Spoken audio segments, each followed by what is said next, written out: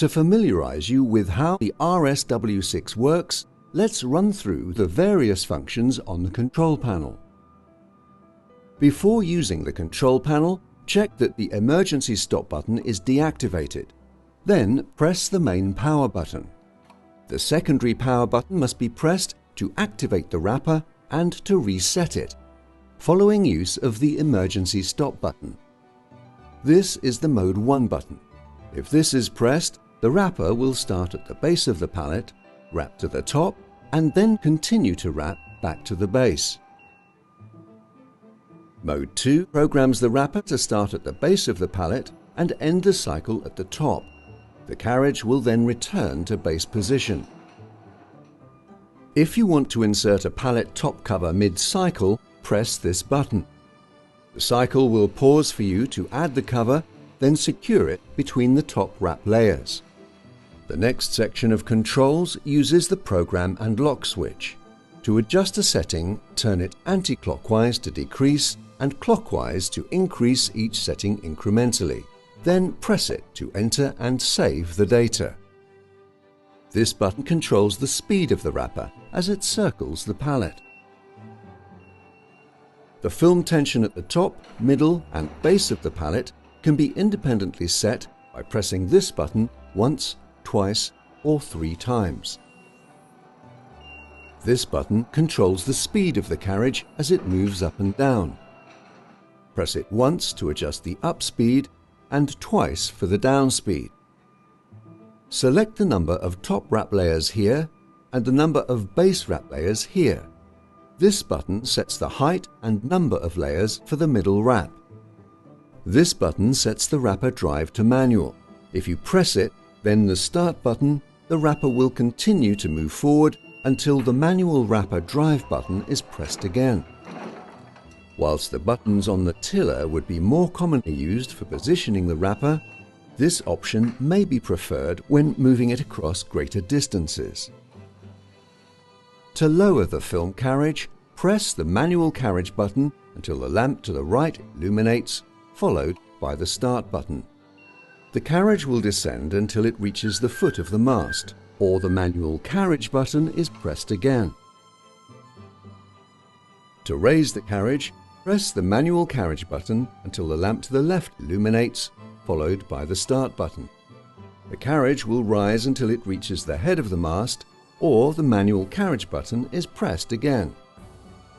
This function should be used to raise the film carriage by at least 20 centimeters before transferring the wrapper to a new location.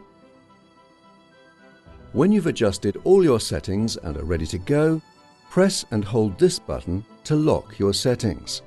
To unlock them, press and release the button. To begin a wrapping cycle, press this button. Please note that the only way to interrupt a cycle once this has been pressed is to activate the emergency stop button. The secondary power button will then need to be pressed to restart. If a cycle is interrupted, the program reset will return the program to the beginning of the cycle. Now let's take a look at the film carriage, which has been designed for fast and easy film change. The film path runs across these rollers and doesn't need any complicated threading. Just open the cover, load the roll, feed it across the carriage unit, close the cover, and you're ready to go. On top of the film carriage is the power pre-stretch adjuster. Loosen the wing nut and remove the cover. Then press the nylon lock in to release the adjuster. Move it back to the top position for the higher stretch setting and to the bottom position for the lower setting. On the side of the carriage, you'll find the sensor height adjustment, which can be used to determine the point to which the carriage will rise in relation to the top of the pallet.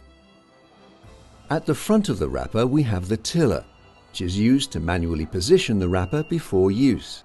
Stow it in the back position during the wrapping cycle. The upper drive button will move the wrapper forwards and the lower button will reverse it. Note that the wrapper is set to steer to the right, so that it constantly follows the pallet perimeter. Reasonable force is therefore needed to hold it on a straight course or turn left while maneuvering it.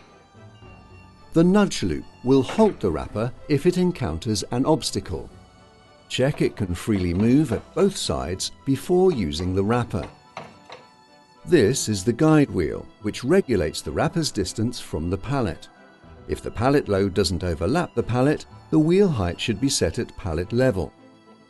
For overlapping loads, move the wheel up to the load height to compensate. The battery charge level is clearly shown here. If the charge is running low, simply attach the wrapper to the mains recharging lead and connect this to a standard 13 amp socket.